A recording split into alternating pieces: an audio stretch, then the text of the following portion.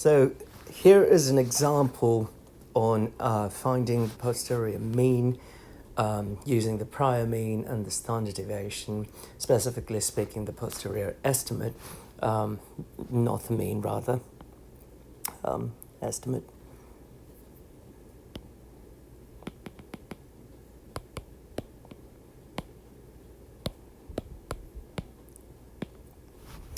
So what we have here is a problem where we have a probability of rolling 2 in a 6-sided die, and that happens to be 0.24. And in the past, previous studies have shown that the average probability of rolling a 2 is 0.36 with a variance of 0.12. So we first have to find the posterior distribution. We know very well that the posterior distribution is the prior multiplied by the likelihood. In other words, we have the probability of theta given d is equal to the probability of d given theta multiplied by the probability of theta. Now, the likelihood here depends on the number of times the die was rolled. So let's just say that 0.24 probability is obtained or was obtained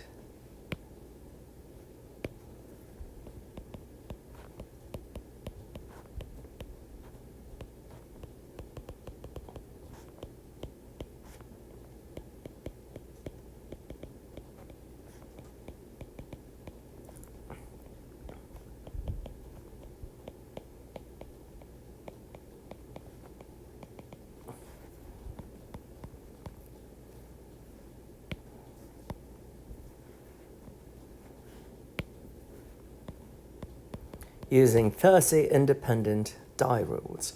So n now is 30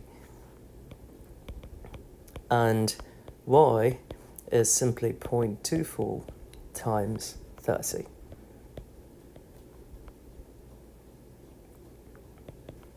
Which is 7.2. We can keep it as 7.2 or we can round it because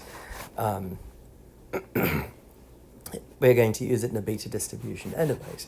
So that said, what is the likelihood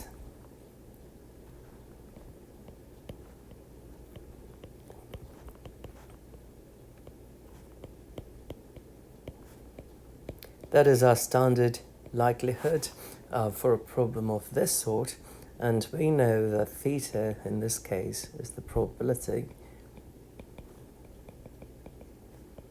of getting a 2. So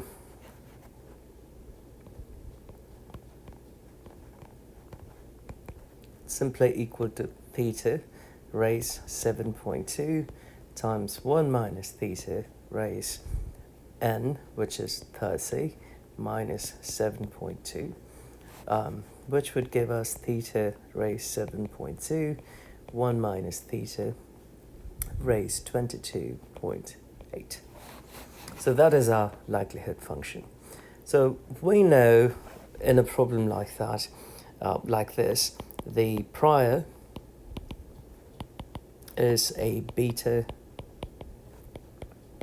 AB distribution.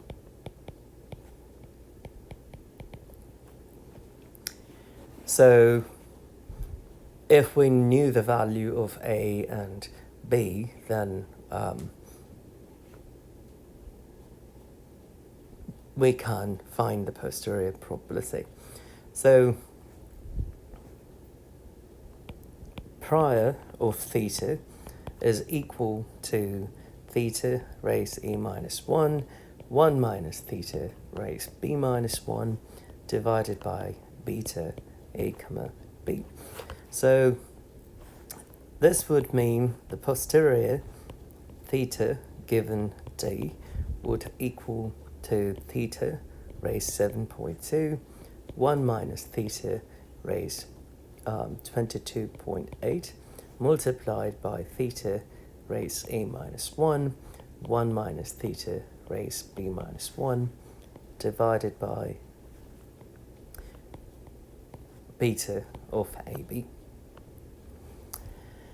And that would simply equal to theta raised a plus 7.2 minus 1, 1 minus theta b plus 22.8 minus 1.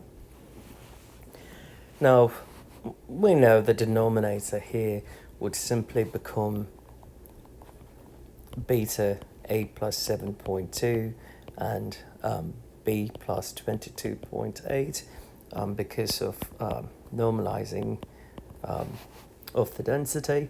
So this posterior is simply a beta distribution.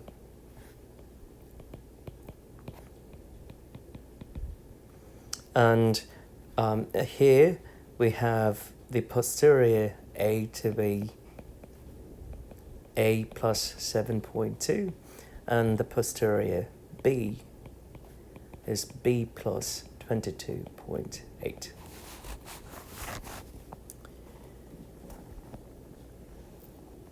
Now, in the problem, it is given that previous studies have shown that the average probability of rolling a 2 is 0.36 and the variance is 0.2. In other words, here we have the prior mean and the prior standard deviation provided to us. So the prior mean is 0.36 and the prior variance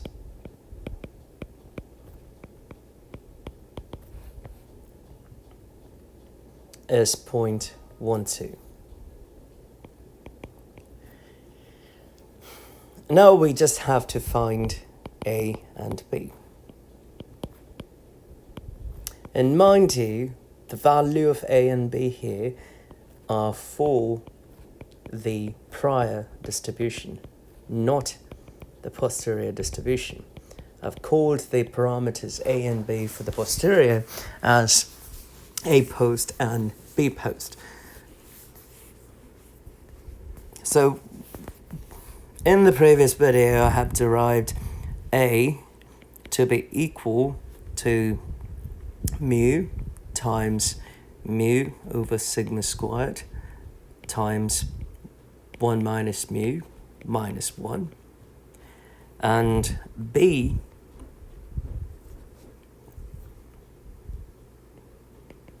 was 1 minus mu times mu over sigma squared times 1 minus mu minus 1.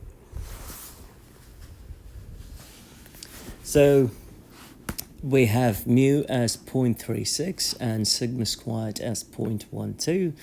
This would imply A is equal to 0.36 times 0.36 over 0.12, 1 minus 0.36 minus 1, which would be 0.36, 3 times 0.64 minus 1, 0.36 times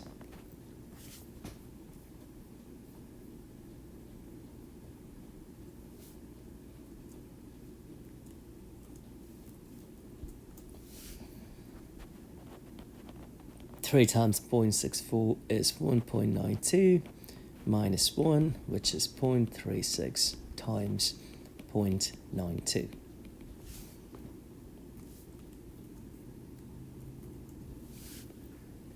Which would give us the value 0.3312. In a similar manner, we can find B. B is 1 minus mu times, well, we could actually replace the value for mu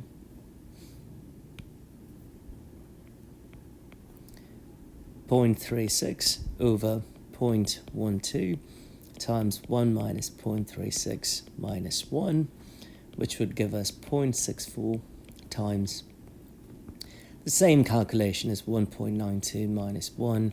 We end up getting 0.64 times 0.92.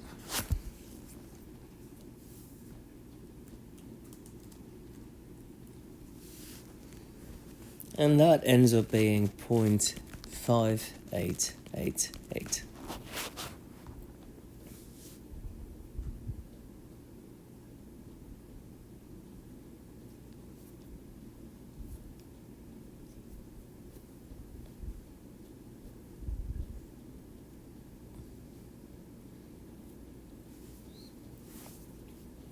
Okay.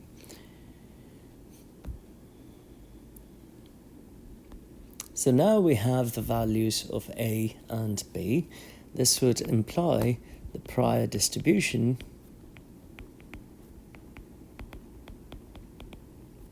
is beta with parameters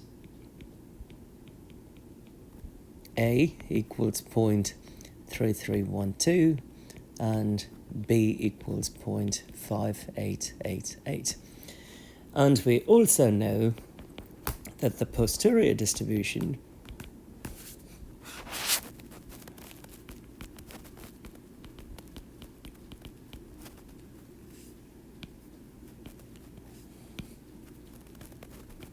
is beta with parameters A post equals A plus 7.2 and B post equals B plus 22.8. So we end up having 7.5312 for A post, and B post would equal to 23.3888. We can round this to 23.4 and 7.5. So we found the posterior parameters A and B for the posterior distribution. So in summary, the posterior distribution is simply beta with parameters A post equals 7.5 approximately, and B post is 23.4. And those are the parameters. Now, we have to find a confidence interval. Note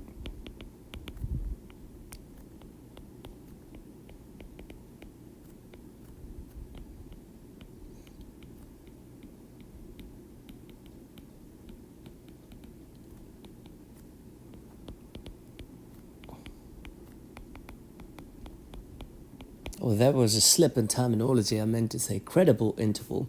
And note that we are going to use a normal approximation to find the interval. So since we are using a normal approximation, we would like to know the mean and the standard deviation of the posterior beta. So mu post is simply A post divided by A post plus B post, which is 7.5 divided by 7.5 plus 23.4.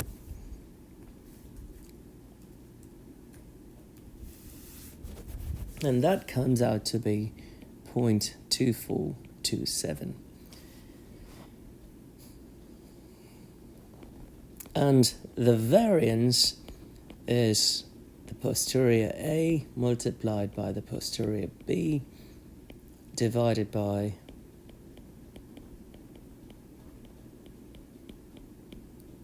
A posterior plus B posterior squared and times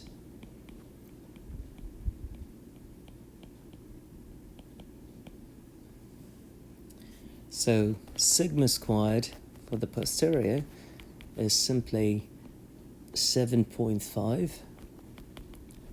times 23.4 divided by 7.5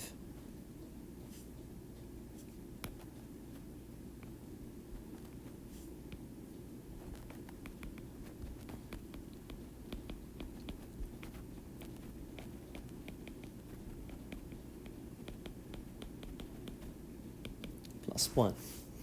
And if we calculate this, we would end up having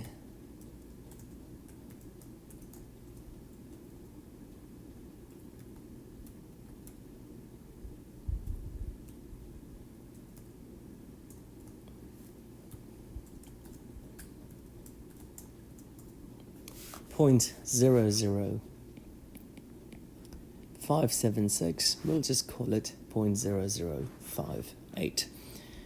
So the margin of error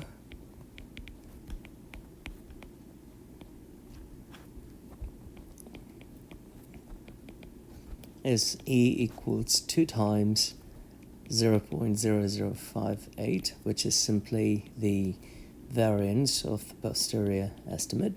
So we have 0.0106. I'm sorry, it's 116.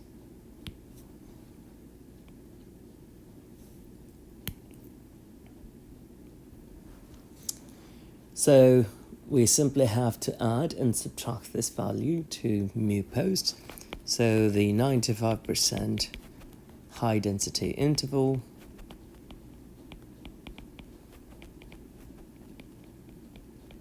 is the same as the credible interval.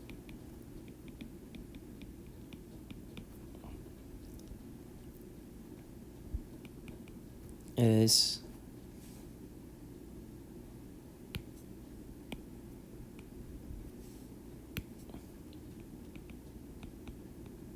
for the posterior probability of rolling a 2 the mean of the theta that we found, which in this case would be mu post, plus the E we found, and mu post minus E. So mu post is 0.2427 minus 0.0116 and 0.2427 plus 0.0116.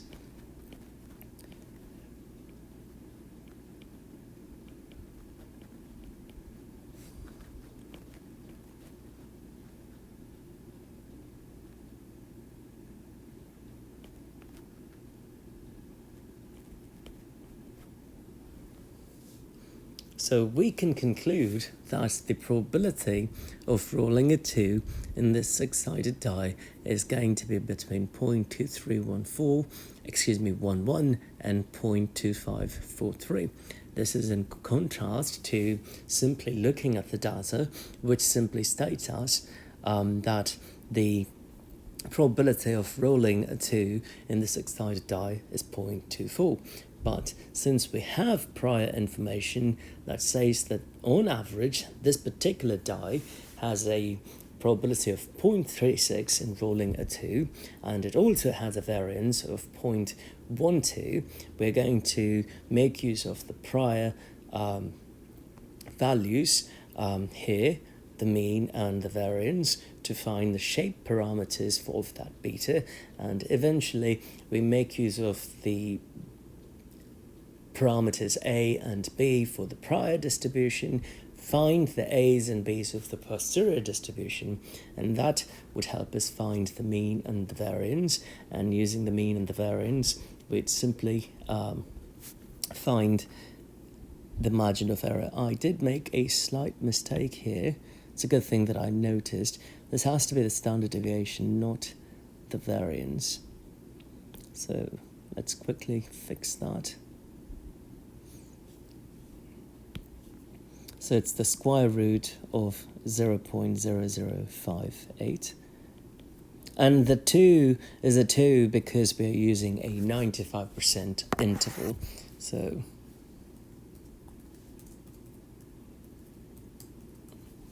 it's 0.1523. It's quite a jump there.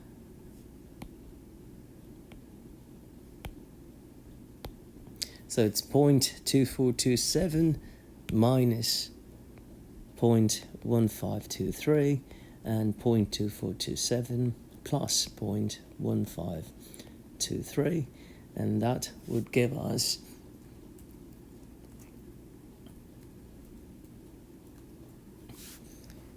0.395 over there,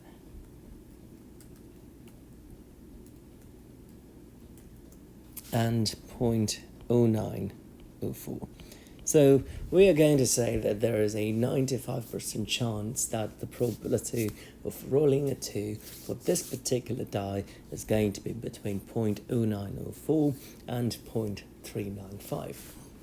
So we can add on another question to this problem.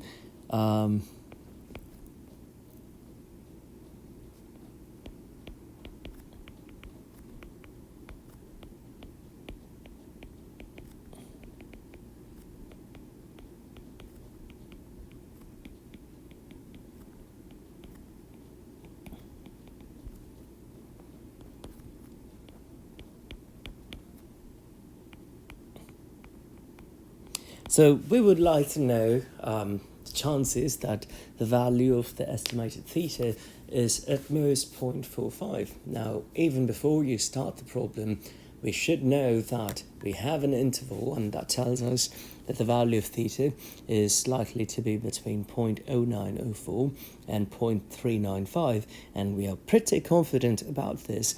If that is the case, what are the chances that it would be at most 0.45? Well, it has to be quite a high chance. So we are going to use a normal approximation again.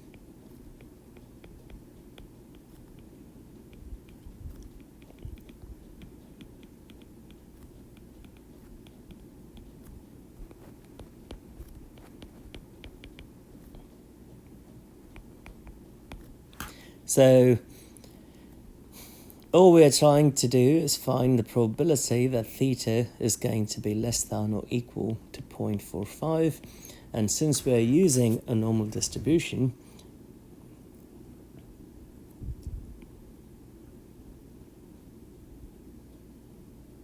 we know the mean of our normal, which is simply mu post, and mu post is 0.2427. The standard deviation is the square root of 0.0058, which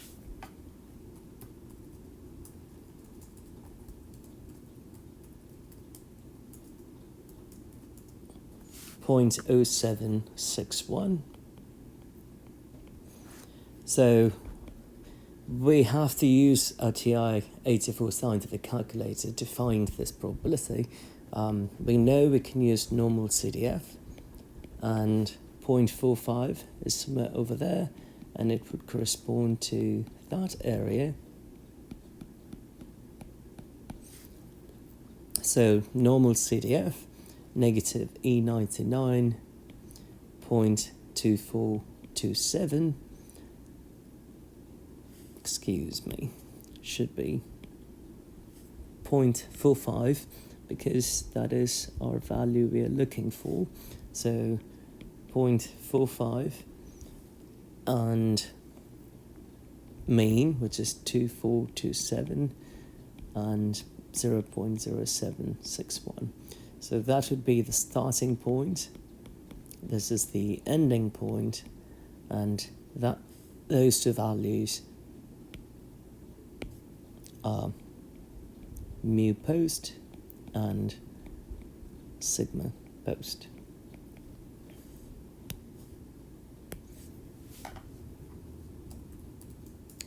So if we plug this in,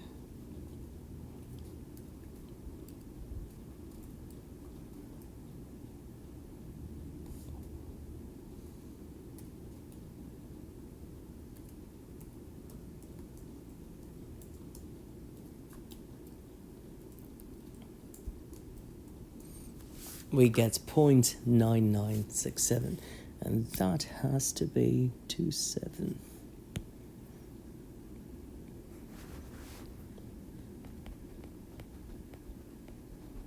And as expected, we at the very beginning of this problem, we knew that this probability has to be high because our interval, of which we were 95% certain, was between 0.0904 and 0.395, and we'd like to know the probability that theta would have an at most value of 0.45, and that has to be a very large value, and which is why we get 0.9967.